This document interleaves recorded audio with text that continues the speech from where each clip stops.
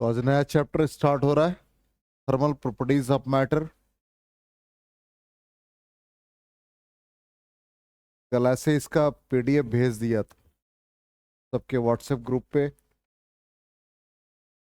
मिल गया पीडीएफ। रौनक जी देखा था क्या क्या लिखा हुआ है भाई? हम्म। वो अभी तक देखा भी नहीं क्या क्या पीडीएफ है। हाँ,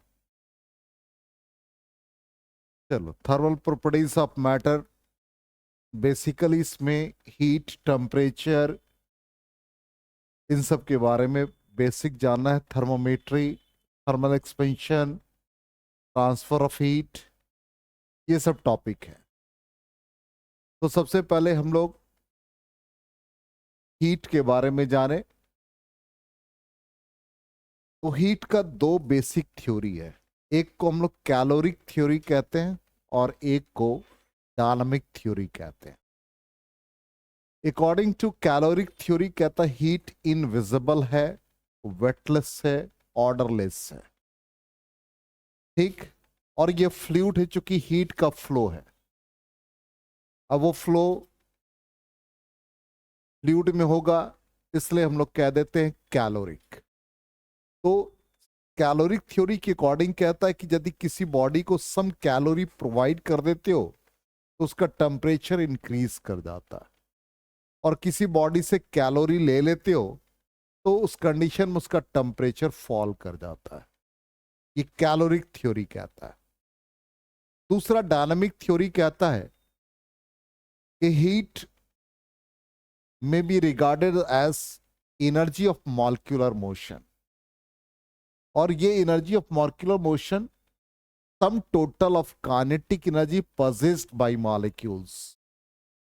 और जो काइनेटिक एनर्जी मॉलिक्यूल्स का होता है ड्यू टू ट्रांसलेशनल, वाइब्रेशनल और रोटेशनल मोशन, इन सब का सम है।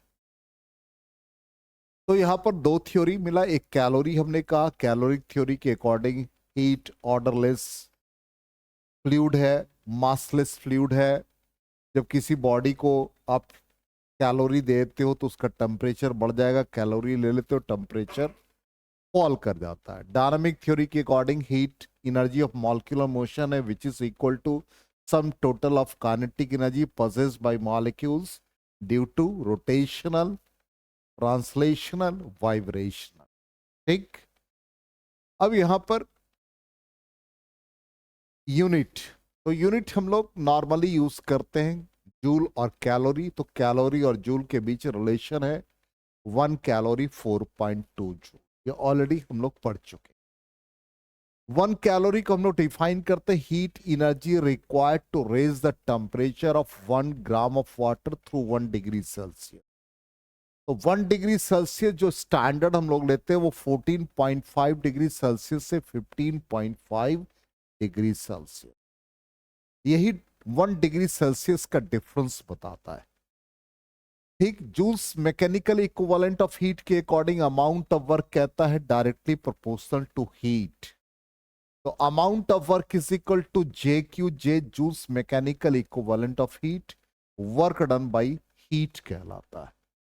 तो J Joule's mechanical equivalent of heat के लिए एक प्रोपोर्शनलिटी साइन है जिसका value work done by heat होता है। हीट को हम लोग क्यू से रिप्रेजेंट करेंगे। ठीक। ये ऑलरेडी पीडीएफ में, इसको लिखने की जरूरत नहीं है, तो पहले समझे आप।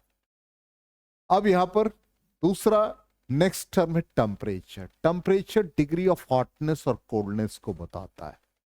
जब दो बॉडी को हम लोग कांटेक्ट में रखते हैं तो हीट का फ्लो होता है हायर टेम्परेचर से लोअर टेम्परेचर। ठीक।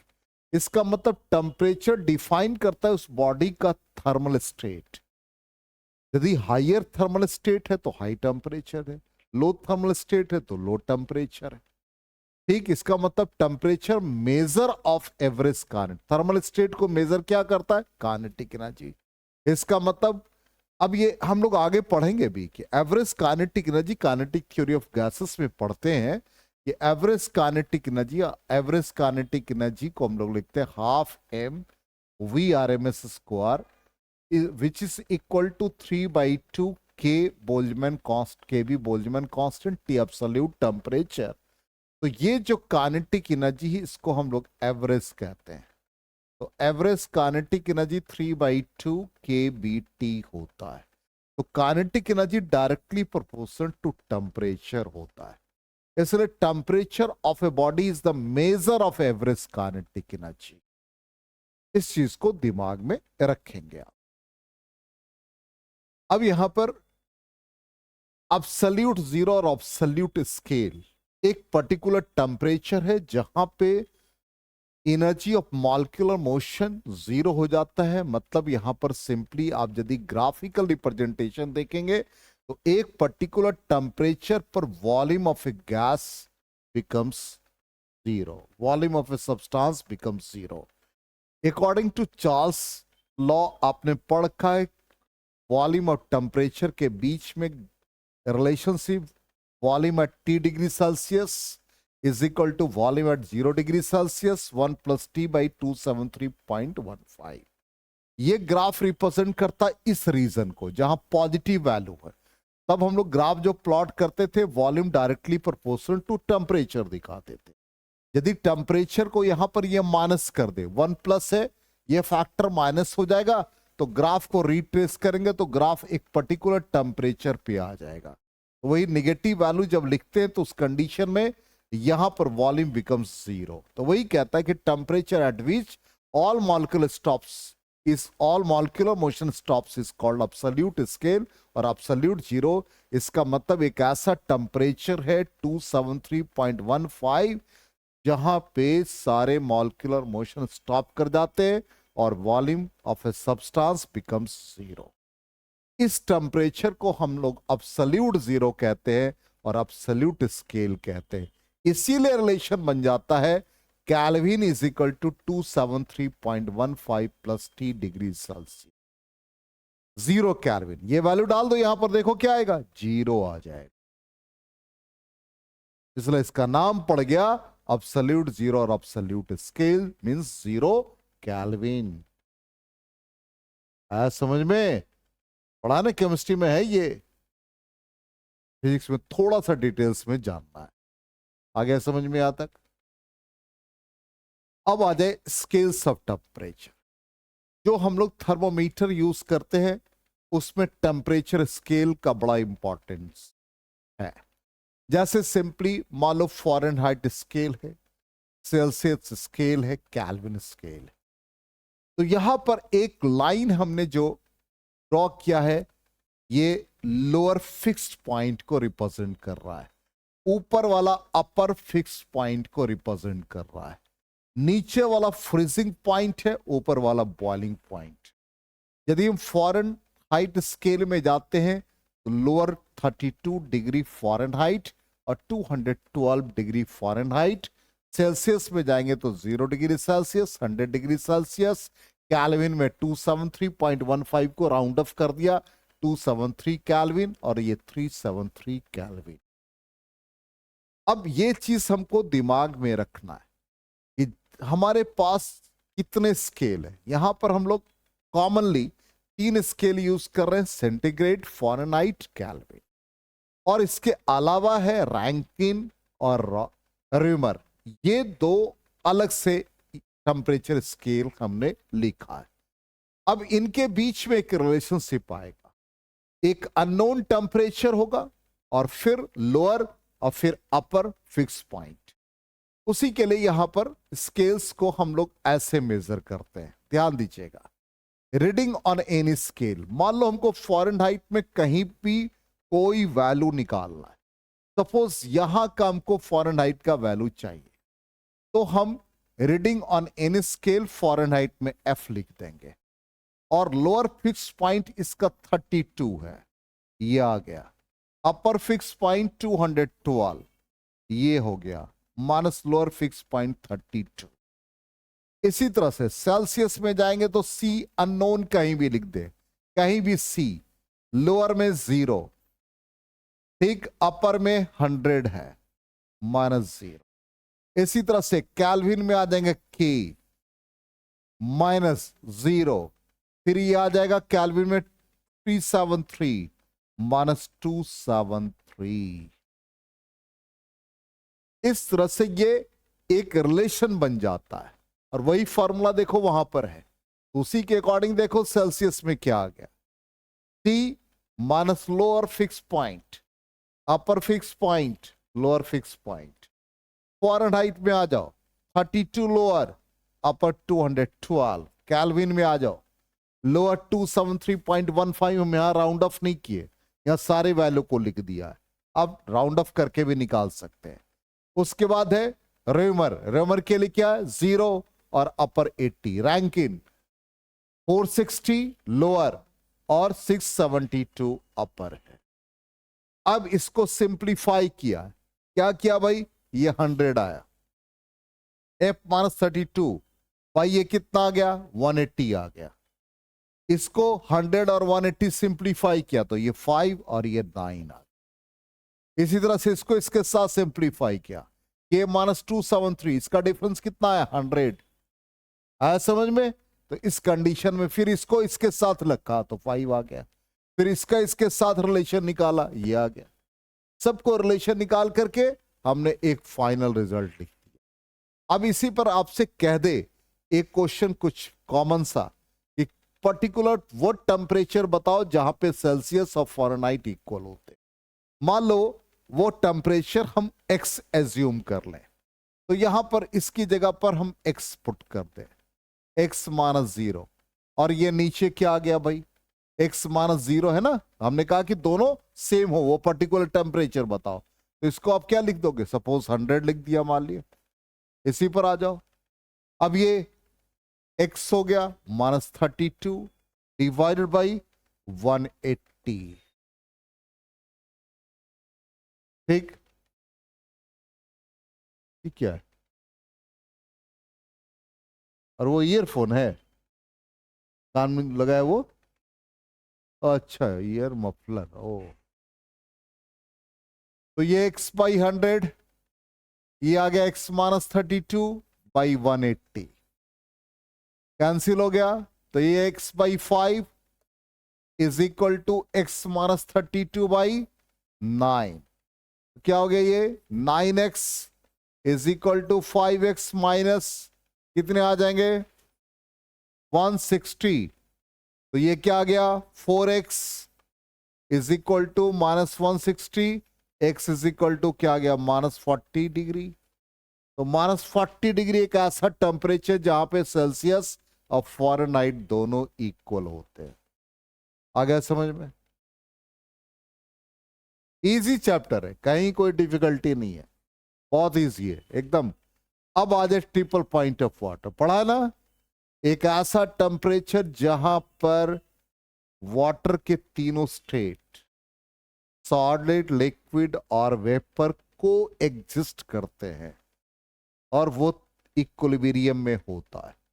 उस पॉइंट को हम लोग ट्रिपल पॉइंट ऑफ वाटर कहते हैं। वो कोऑर्डिनेट जहां एक पर्टिकुलर टेम्परेचर और प्रेशर, जहां पे वाटर के तीनों स्टेट एक साथ एग्जिस्ट करते हैं।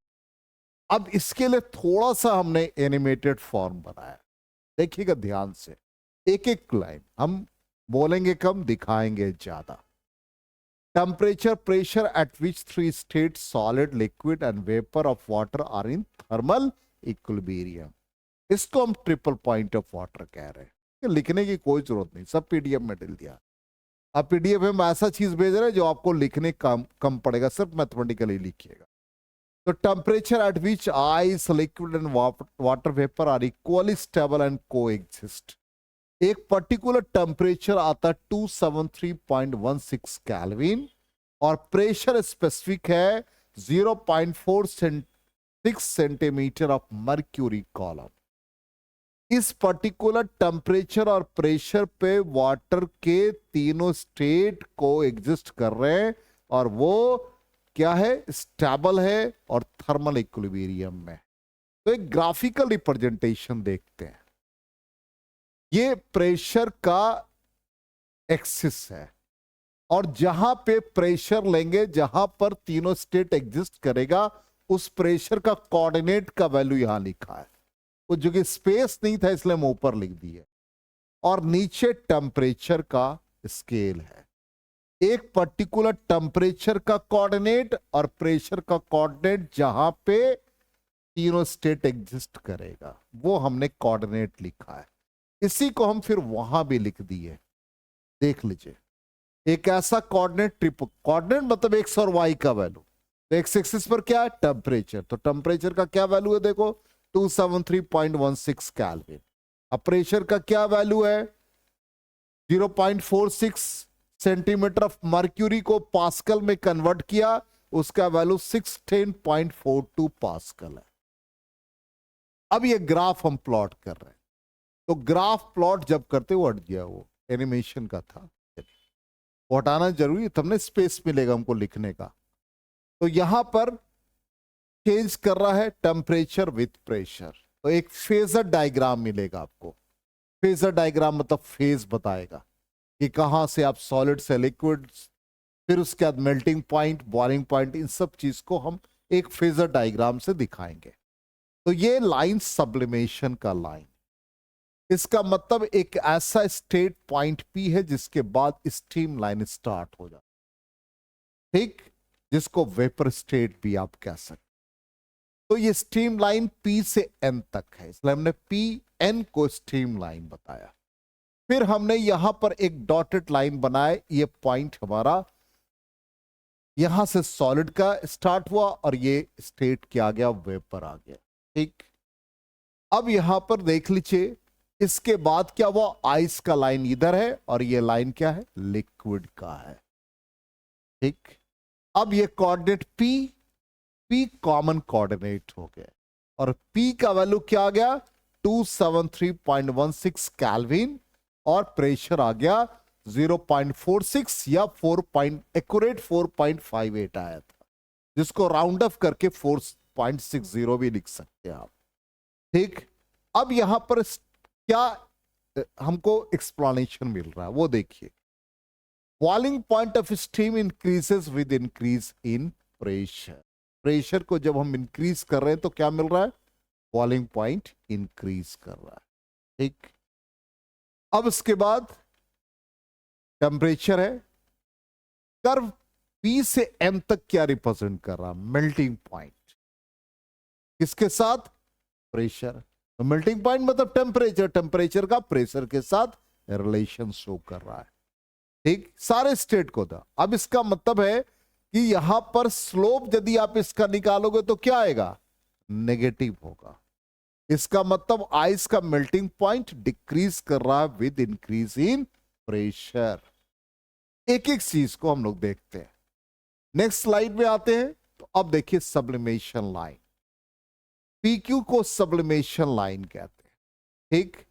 अब कहता है कि यहां पर ये जो कर्व है इस पे आइस और स्टीम दोनों इक्विलिब्रियम में है, ठीक। अब ये हमारे पास तीन लाइन मिला था, पी से एम, पी से एन, पी से क्यू। तो तीनों लाइन जो है पी एम, पी एन और पी क्यू एक सिंगल पॉइंट पर आ रहा है और वो सिंगल पॉइंट कौन सा था? पी। और उसी पी का नाम क्या आ गया? जहां पर कि तीनों स्टेट को एग्जिस्ट कर रहे थर्मली, और इसी का नाम क्या है? ट्रिपल पॉइंट ऑफ वाटर, ठीक है, यही है। तो ट्रिपल पॉइंट ऑफ वाटर का वैल्यू याद रखिएगा क्या था? अब तो याद हो गया होगा, 273.16 केल्विन। हाँ, और प्रेशर क्या है? 0.46 सेंटीमीटर ऑफ मर्क्यूरी कॉलम। याद आ गया? अब आ जाए थर्मोमीटर। थर्मोमीटर में सबसे पहला लिक्विड थर्मोमीटर में मर्क्यूरी को हम लोग यूज करते हैं, वाटर को यूज नहीं करते हैं। क्या रीजन है? रीजन हमने लिख दिया। इसका एक्सपेंशन, जितने भी लिक्विड करते हैं उसका एक्सपेंशन नॉन यूनिफॉर्म होता है और मर्क्यूरी का एक्सपेंशन यूनिफॉर्म होता है, ठीक है। लो स्पेसिफिक हीट होते हैं। और जो सबसे कॉमन, सबसे अनकॉमन है कि यदि आप ग्लास वेसल में डालोगे तो वो चिपकता नहीं है, स्टिक नहीं होता है, लेकिन वाटर मॉलिक्यूल चिपक जाता है। ठीक है ना। इसलिए जब कंटिन्यूअस टेम्परेचर फॉल और हाई होता है तो स्टिक नहीं होगा, वो बिल्कुल फ्लो कर जाएगा, बिल्कुल कैपिलरी एक्शन उसका ज्यादा अच्छा है। रेंज ऑफ टेम्परेचर हम लोग -50 से लेके 350 डिग्री सेल्सियस तक रखते हैं। अब यहां पर इसको मेजर कैसे करते हैं? मेजर करने का जो फॉर्मूला है ये कॉमन फॉर्मूला है, सबके लिए एप्लीकेबल होगा। मान लो हम एक थर्मोमीटर यूज कर रहे हैं जिसका एक स्टैंडर्ड लो टेम्परेचर 0 ले ले, हम सेल्सियस की बात कर रहे हैं। सेल्सियस में यही था, क्या था ये? Lower fix point. ये क्या था? अपर फिक्स्ड पॉइंट। याद आया ना अभी जस्ट? अननोन टेम्परेचर को टी मान ले,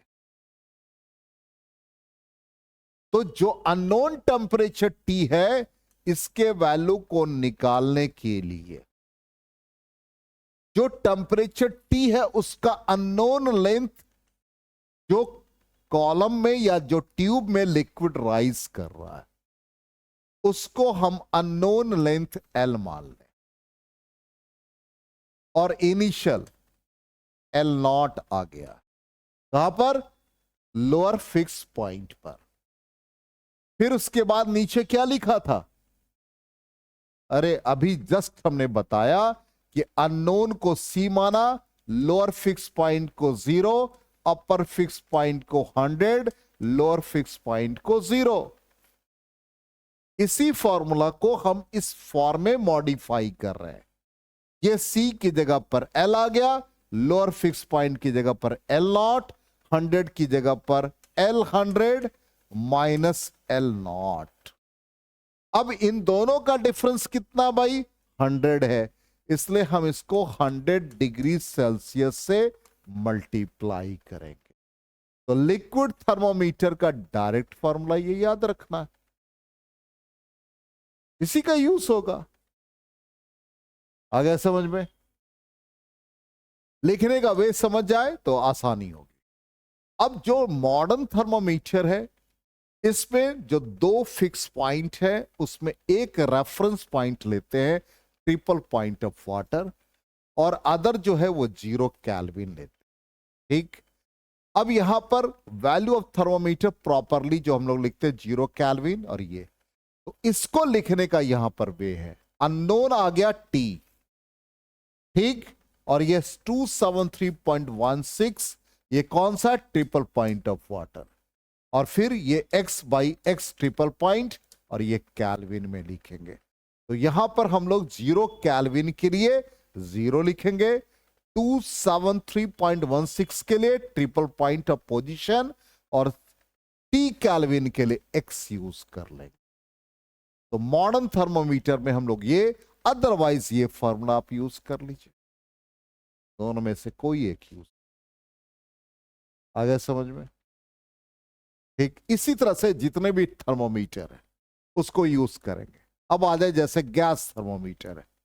गैस थर्मोमीटर में क्या होगा?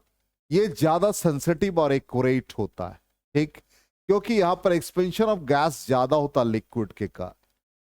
अब इसमें आइडियल गैस थर्मोमीटर यूज करते तो 2 तरह का, एक कांस्टेंट प्रेशर और एक कांस्टेंट वॉल्यूम। जब कांस्टेंट प्रेशर यूज करेंगे तो वॉल्यूम का वेरिएशन होगा। फिर वैसे ही क्या लिखा था? T is equal to L minus L not divide by L 100 minus L not. तो यहां पर वॉल्यूम आ गया V minus V not divide by V 100 minus V not into 100 degree Celsius. ये प्रेशर जब कांस्टेंट है, और जब वॉल्यूम कांस्टेंट होगा तो प्रेशर आ जाएगा। तो देखो कांस्टेंट वॉल्यूम गैस थर्मोमीटर में क्या आ गया? प्रेशर आ गया। एक को याद रखना है, सारा याद हो जाएगा। आ गया समझ में? अब आ जाए रेसिस्टेंस थर्मोमीटर। अब यहां पर रेजिस्टेंस आ जाएगा, तो रेजिस्टेंस हम लोग किसका लेंगे? रेजिस्टेंस हम लोग प्लेटिनम वायर का यूज करते हैं। ठीक, यहां भी वैसे ही आ गया, T is equal to R minus R not divide by R 100 minus R not into 100 degree Celsius. Clear? अब ये पायरोमीटर्स एक ऐसा, ये इस तरह का डिवाइस है, इसमें हम लोग टेम्परेचर को मेजर करते हैं और वो मेजर होता है इंटेंसिटी ऑफ इंसिडेंट रेडिएशन के हेल्प से। इसमें जो रेडिएशंस का अमाउंट है किसी बॉडी से जो एमिट हो रहा है per unit area per second, वो directly proportional to fourth power of absolute temperature. ये स्टीफन्स लॉ पर बेस्ड है। स्टीफन्स लॉ कहता है energy emitted per unit area per unit time directly proportional to T to the power 4। इसी पर यह based होता है। तो यहां पर एक डिवाइस जो बनता है वो पायरोमीटर्स, उसको हम लोग यहां पर इंसिडेंट रेडिएशंस को इस एरो से दिखा रहे हैं और ये रेडिएशंस इंसिडेंट है। यहां पर लैंप है, इसको एमीटर के साथ कनेक्ट कर रखा है। यहाँ पर रेड ग्लास फिल्टर है, टेलीस्कोप के हेल्प से इस रेडिएशंस को डिटेक्ट करते हैं और इससे हम लोग टेम्परेचर मेजर करते हैं। ठीक, तो ये हमको बेसिकली सिर्फ ये जानना है कि पायरोमीटर एक ऐसा डिवाइस है जो रेडिएशंस पर बेस्ड है। ठीक, इसमें स्टीफन्स लॉ यूज होता है। स्टीफन्स कहता है कि energy emitted per unit area per unit time directly proportional to fourth power of its absolute temperature. तो बेसिकली हमारे पास जितने भी थर्मोमीटर है वो सब हमने यहां पर देख लिया। अब मेन पार्ट हमारा यहां से स्टार्ट होता है। सबसे पहला thermal expansion.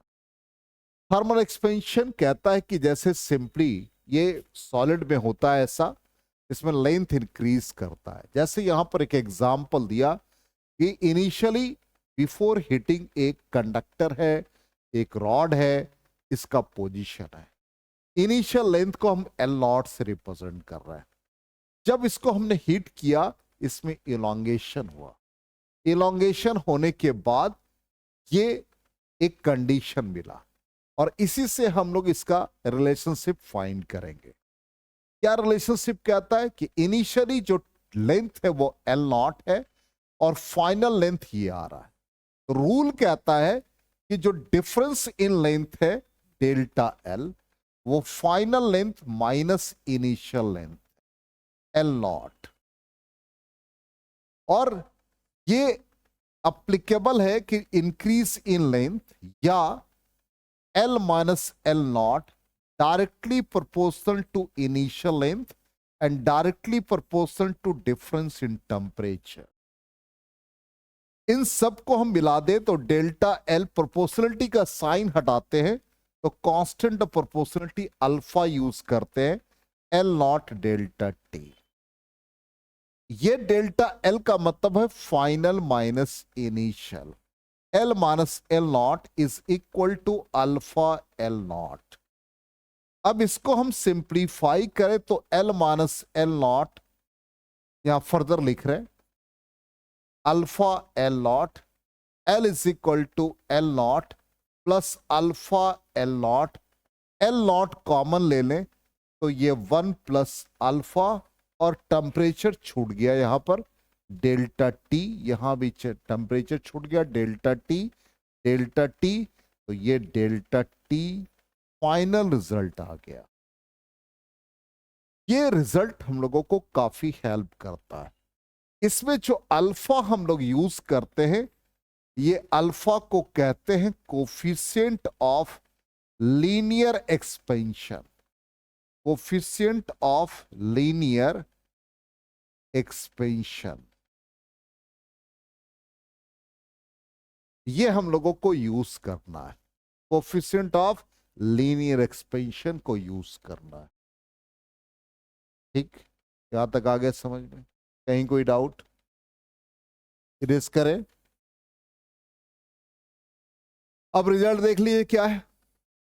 Change in length delta L, देखो क्या है, L alpha delta T. L not रखो या L alpha delta, L is equal to L not 1 plus alpha delta T. तो अल्फा क्या बन गया भाई, delta L by L not delta T.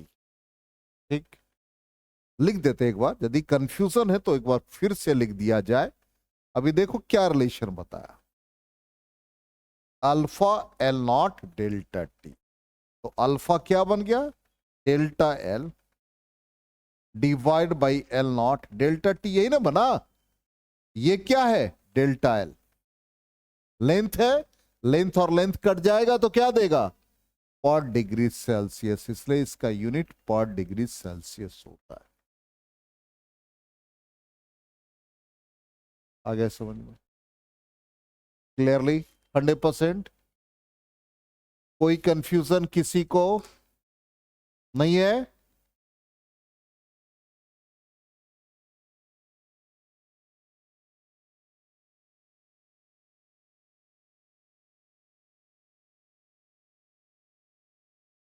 अब आ जाए इसी तरह से थर्मल एक्सपेंशन का सेकेंड पार्ट। यदि एरिया में चेंजेस आ जाए तो उसको हम लोग सुपरफिशियल और एरियल एक्सपेंशन कहते हैं। ठीक, तो यहां पर ये 2 डायमेंशनल पार्ट, यहां पर ये कहता है कि जैसे ये इनिशियली इसका लेंथ पहले था ऐसा, मतलब ये थोड़ा फिगर में आप ऐसे समझ जाए कि ये 2 डायमेंशनल ऑब्जेक्ट है। अब इसका एक्सपेंशन हुआ, चारों तरफ एक्सपेंशन हो गया, और एक्सपेंशन के बाद ये रिजल्ट हम लोगों को मिल रहा है। एक्सपेंशन के बाद ये रिजल्ट मिल रहा है, वही फिगर में ड्रॉ किया। तो इधर जो एक्सपेंशन हुआ वो डेल्टा एल, इधर जो एक्सपेंशन हुआ वो डेल्टा एल, इधर जो एक्सपेंशन हुआ डेल्टा एल, इधर जो एक्सपेंशन हुआ वो डेल्टा एल आ गया। ठीक, अब ये एक्सपेंशन डेल्टा एल तो एरिया में चेंजेस हुआ, तो change delta A, final area minus initial area, यही है। ठीक, तो increase in area directly proportional to initial area. ठीक, directly proportional to difference in temperature. तो कहता है कि जो एरिया में चेंज हुआ delta A is equal to A naught, और कांस्टेंट ऑफ प्रोपोर्शनलिटी अल्फा जो पहले लगाया था, अब इस अल्फा की जगह पर बीटा यूज करेंगे। तो increase in area is equal to constant of proportionality beta, area A naught, difference in temperature delta T. तो beta is equal to delta A by A naught delta T आ गया, और delta A by A naught क्या बना? Area by area क्या बनाएगा? Dimensionless, और temperature ऊपर गया तो पर डिग्री सेल्सियस। आ गया समझ में? क्लियर हो गया 100%? इरेज करें?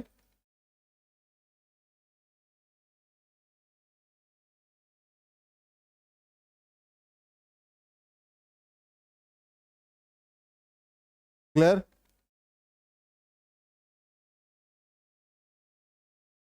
देखो यही आ गया, पर डिग्री सेल्सियस या पर केल्विन।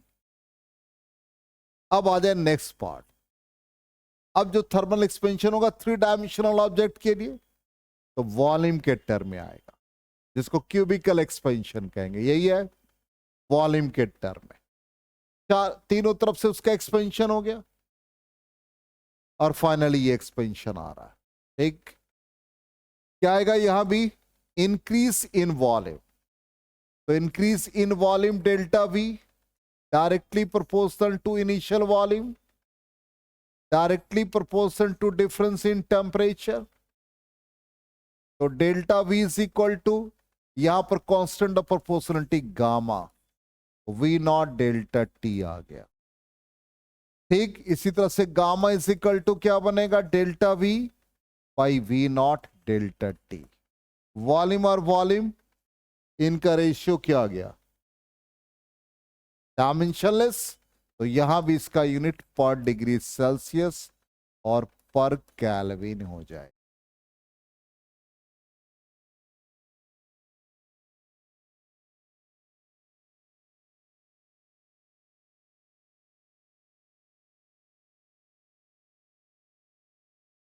क्लियर है? तो ये रिजल्ट आ गया। अब यहां पर कहता कि इन तीनों में रिलेशन ये है, alpha by 1 is equal to beta by 2 is equal to gamma by 3। ठीक, अब इस रिलेशन को हम लोग डेराइव कर ले। जैसे मान लो कि हम सिंपली एक क्यूबिकल बॉडी ले ले, क्यूब ही ले लेते हैं, तो उसके वॉल्यूम को, फाइनल वॉल्यूम को हम L3 लिख सकते हैं। इनिशियल वॉल्यूम को हम V0 लिख सकते हैं, तो लेंथ हमको L0 लेना होगा। फाइनल लेंथ और इनिशियल लेंथ के बीच का रिलेशन ये है 1 प्लस अल्फा डेल्टा टी। तो वॉल्यूम को हम लोग लिख रहे हैं यहां पर, ये V को L3, तो वॉल्यूम का जो रिलेशन आ रहा है इस फॉर्म में, तो L की जगह पर सब्स्टिट्यूट कर दे L0, या पहले वैल्यू डाल देते हैं उसके बाद एक्सपैंड करेंगे। तो L0 1 plus alpha delta T, और ये whole to the power cube हो जाएगा। तो V इज इक्वल टू क्या बना, L0 cube 1 plus alpha delta T whole cube बनेगा। V इज इक्वल टू ये क्या बन गया, V0। इसको एक्सपैंड कर दे, a cube plus a b cube plus 3a square b plus 3ab square हो जाएगा, डेल्टा टी स्क्वायर हो जाएगा। बोलो यस नो? ठीक है, यहां तक। एक्सपेंशन काफी स्मॉलर होता है तो पावर क्यूब नेग्लेक्ट कर देते हैं। तो V is equal to V0, 1 plus इसको नेग्लेक्ट कर देंगे तो क्या बचेगा, 1 प्लस 3 अल्फा डेल्टा टी। ठीक है ना यहां तक? तो कौन कौन सा पार्ट नेग्लेक्ट हो गया, ये भी नेग्लेक्ट हो जाएगा। स्क्वायर है, जैसे मान लो कि एक्सपेंशन इतना हुआ, अल्फा का वैल्यू इतना आया, इसका स्क्वायर करोगे तो ये नेग्लिजिबल है ना, और क्यूब करोगे तो ये भी नेग्लिजिबल है। तो बच गया 1 प्लस 3 अल्फा डेल्टा टी। तो V is equal to V0 plus 3 alpha V0 delta T, V0 delta T. तो V minus V0 is equal to 3 alpha V0 delta T. अब ये V minus V0 delta V कहलाएगा। तो delta V by V0 delta T is equal to 3 alpha. ये किसके बराबर है, gamma के इक्वल।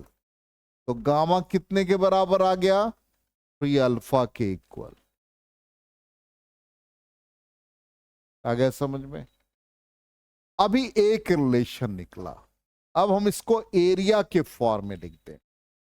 एरिया क्या है, A is equal to L square हो जाएगा। तो A is equal to A0, या इसको हम लोग L के वैल्यू को सब्स्टिट्यूट कर दे, तो L का वैल्यू आ गया L0 1 plus alpha delta T. इसका ये होल स्क्वायर बन जाएगा। तो A is equal to L0 square 1 plus alpha delta T का स्क्वायर हो गया। ठीक है यहां तक? ये क्या कहलाएगा भाई, A0। इसको एक्सपैंड करो, प्लस 2 अल्फा डेल्टा टी हो गया। ये क्वांटिटी नेग्लेक्ट हो जाएगा।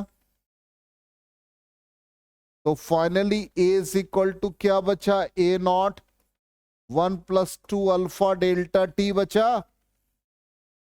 तो A minus A0 is equal to 2 alpha A naught delta T, A minus A naught delta A कहलाया, divide by A naught delta T is equal to 2 alpha, और ये किसके बराबर है, बीटा के इक्वल। तो beta is equal to 2 alpha and gamma is equal to 3 alpha. इन दोनों को कोरिलेट करोगे तो क्या रिजल्ट आ गया, alpha by 1 is equal to beta by 2 is equal to gamma by 3।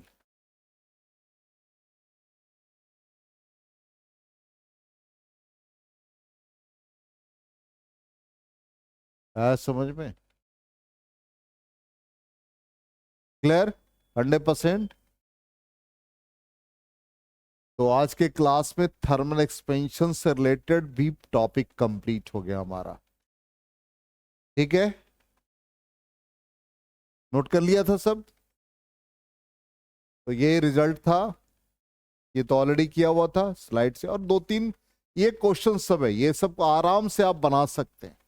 On the Celsius scale the absolute zero of temperature is at, कहां पर, एब्सोल्यूट जीरो किस टेम्परेचर पे, -273.15।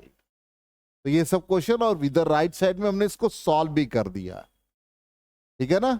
तो ये 4 क्वेश्चन, इसका भी सॉल्यूशन है, फिर 3 क्वेश्चन, इसका भी सॉल्यूशन, और इस तरह से ये पहला टॉपिक कंप्लीट हो गया, ठीक है।